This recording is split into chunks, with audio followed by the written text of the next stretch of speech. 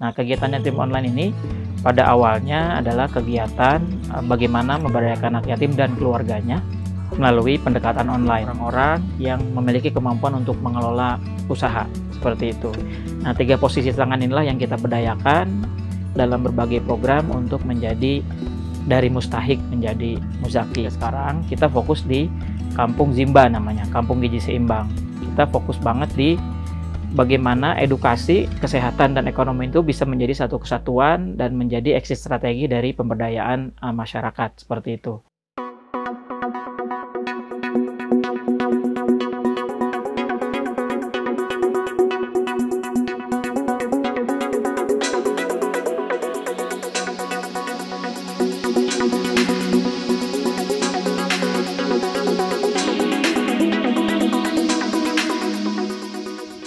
Assalamualaikum warahmatullahi wabarakatuh. Nama saya Baban Sarbana. Saya dari Desa Taman Sari, Kecamatan Taman Sari, Kabupaten Bogor. Nah, hari ini dan sekarang saya sedang melakukan kegiatan pemberdayaan masyarakat di wilayah Desa Taman Sari. Kegiatan ini sebetulnya dirintis sejak tahun 2010. Alhamdulillah sampai sekarang kita masih lanjutkan melakukan pemberdayaan utamanya kepada kaum mustahik. Kegiatan yang kita lakukan ada dalam koordinasi dari sebuah yayasan, namanya Yayasan Berkah Yatim Mandiri atau nickname-nya Yatim Online. Ya, Yatim Online ini sebetulnya yatimnya itu singkatan, yakin tidak miskin, yakin tidak minder. Karena kalau menurut kita, kalau miskin pasti minder dan kalau minder pasti miskin. Makanya namanya Yatim Online. Nah, kegiatan Yatim Online ini pada awalnya adalah kegiatan bagaimana memberdayakan anak yatim dan keluarganya melalui pendekatan online. Jadi sejak 2010 kita menggunakan berbagai sosial media platform untuk melakukan pemberdayaan. Kemudian pada sejak 2016 kita mulai dengan fokus kepada Kampung Gizi Seimbang atau Kampung Zimba, karena kita tahu ternyata ada potensi sekaligus ada masalah terkait dengan literasi dan kegiatan-kegiatan terkait dengan gizi seimbang di wilayah Desa Taman Sari. Program utamanya adalah M2M ya, Mustahik to Muzaki, itu program utamanya. Jadi bagaimana kita mengakselerasi mustahik menjadi muzaki. Nah, kita pertama kali memotret kondisi keluarga itu 3 posisi tangan. Yang pertama tangan di bawah, kedua tangan di tengah, ketiga tangan di atas. Jadi kalau orang selama ini kan komunitas tangan di atas ya. Nah, kita memotret dalam sebuah keluarga ada tangan di bawah, ada tangan di tengah, ada tangan di atas. Tangan di bawah ini adalah orang-orang yang hanya bisa disantuni. Jadi belum bisa diajak bekerja, belum bisa mendapatkan income dan sebagainya. Seperti anak-anak dan lansia. Kemudian yang kedua tangan di tengah. Tangan di tengah ini adalah orang-orang yang memang punya kemampuan untuk menghasilkan pendapatan sendiri, maisha sendiri. Dan yang ketiga adalah tangan di atas, orang-orang yang memiliki kemampuan untuk mengelola usaha, seperti itu. Nah, 3 posisi tangan inilah yang kita berdayakan dalam berbagai program untuk menjadi dari mustahik menjadi muzaki, seperti itu. Jadi kegiatan kita sebetulnya areanya, sektornya ada di 3 ya, pendidikan, kesehatan, dan ekonomi. Pendidikan, kesehatan, dan ekonomi. Nah, pada tahun sejak 2016 masuk ke 2017, 2016 hingga sekarang kita fokus di Kampung Zimba namanya, Kampung Gizi Seimbang. Kita fokus banget di bagaimana edukasi, kesehatan, dan ekonomi itu bisa menjadi satu kesatuan dan menjadi exit strategi dari pemberdayaan masyarakat, seperti itu. Nah, kegiatannya mulai lebih fokus lagi. Yang pertama kita punya namanya Kebun Zimba. Kebun Zimba itu adalah kebun gizi seimbang. Di dalamnya adalah 3K, kandang, kebun, kolam.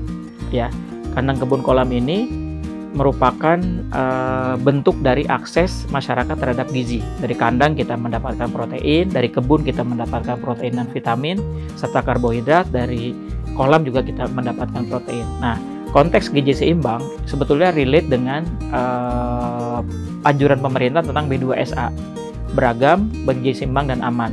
Jadi bagaimana masyarakat bisa mengkonsumsi makanan-makanan yang kategorinya B2SA, beragam, bergizi seimbang, dan aman. Nah, kita di Kampung Zimba ini mencoba mendesain satu konsep bagaimana masyarakatnya bisa mengerti, paham tentang bagaimana gizi, dan juga punya akses terhadap gizi tersebut. Makanya kita punya kebun Zimba, kemudian kita juga keliling masyarakat, kemudian kita juga edukasi ya, edukasi tidak hanya edukasi tentang pengetahuannya, tetapi juga sampai pada keterampilan. Jadi beberapa di antara mereka kita bikin kelompok usaha, ada namanya kelompok usaha Oke Cilawi. Dia olahan-olahan tradisional, walaupun olahan-olahan tersebut tradisional, pelan-pelan kita masukkan literasi tentang gizi yang ada di dalam olahan-olahan tradisional tersebut. Apalagi kalau misalnya sudah menyangkut ke PMBA namanya, pemberian makanan untuk bayi dan anak atau baby food ya.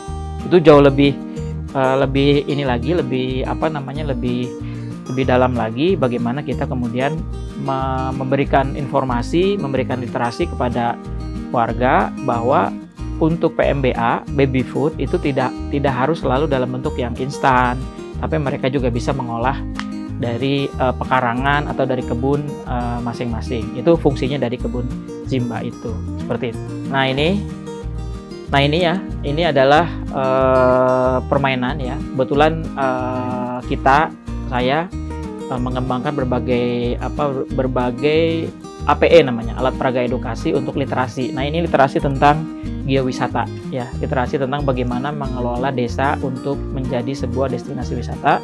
Nah, melalui permainan ini kita mengedukasi masyarakat, warga, kelompok swadaya masyarakat atau KSM untuk bisa mengelola potensi produksi mereka tidak hanya sebagai produknya saja. Jadi mendapatkan pendapatan tidak hanya dari jual produknya gitu, tetapi jual jasa mengajarkannya, mengedukasinya. Kemudian kita juga mulai mengadakan homestay untuk beberapa keluarga-keluarga yang ingin merasakan kehidupan di desa, ingin merasakan bagaimana masyarakat di desa itu bisa bergerak secara ekonomi sekaligus juga menjaga warisan kuliner Nusantara.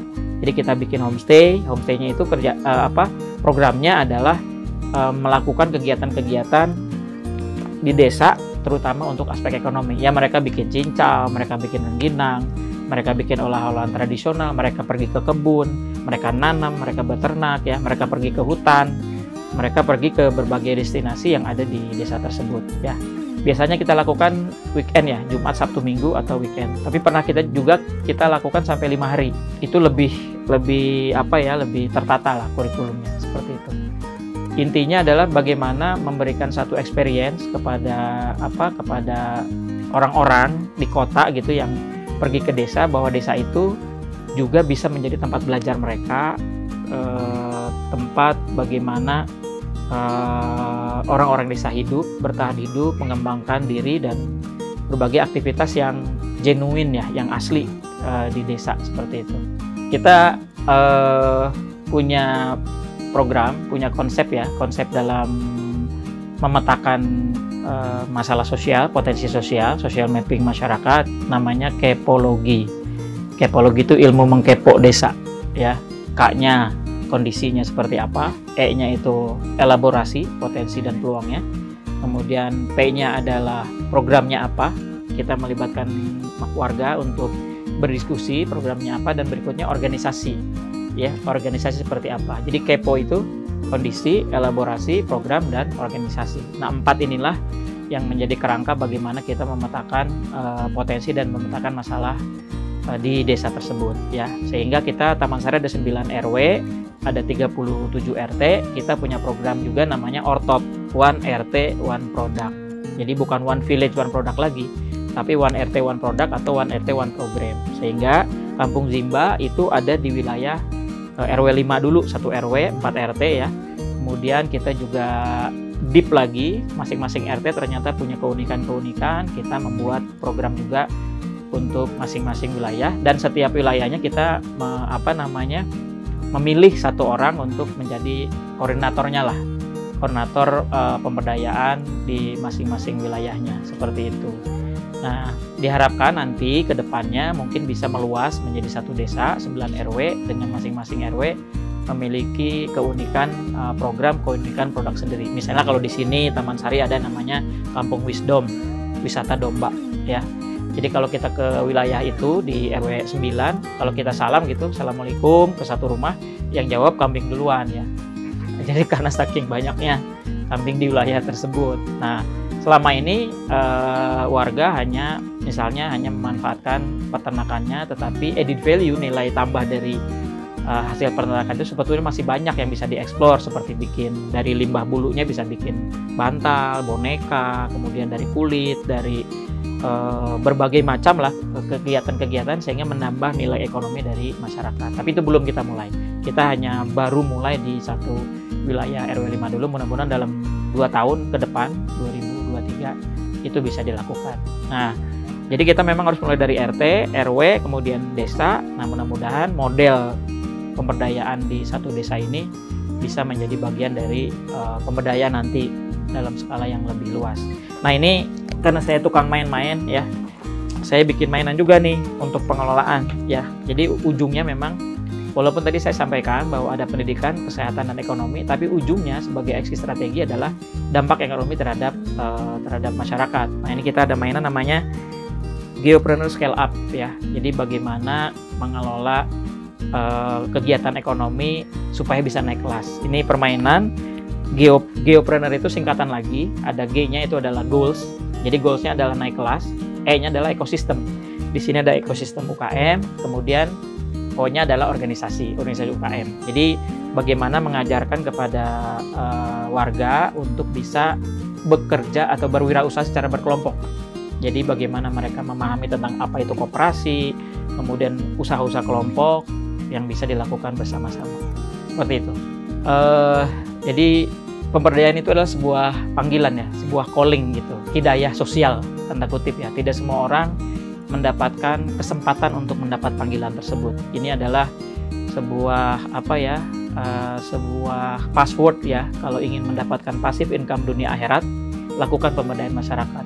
Karena kita akan menebar ilmu, kita akan mengalirkan amal jariah, kita juga akan mendidik anak-anak untuk menjadi anak yang soleh dan solehah, seperti itu. Jadi saatnya buat siapapun teman-teman di seluruh Indonesia ambil bagian untuk melakukan perubahan di masyarakat. Terima kasih. Assalamualaikum warahmatullahi wabarakatuh.